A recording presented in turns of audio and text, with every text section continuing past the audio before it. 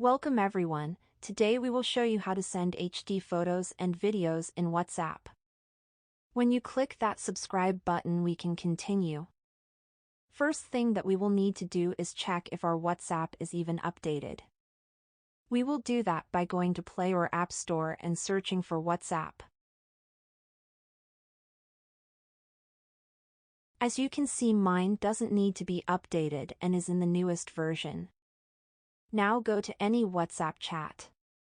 Click on this camera button. Select the picture that you want to send.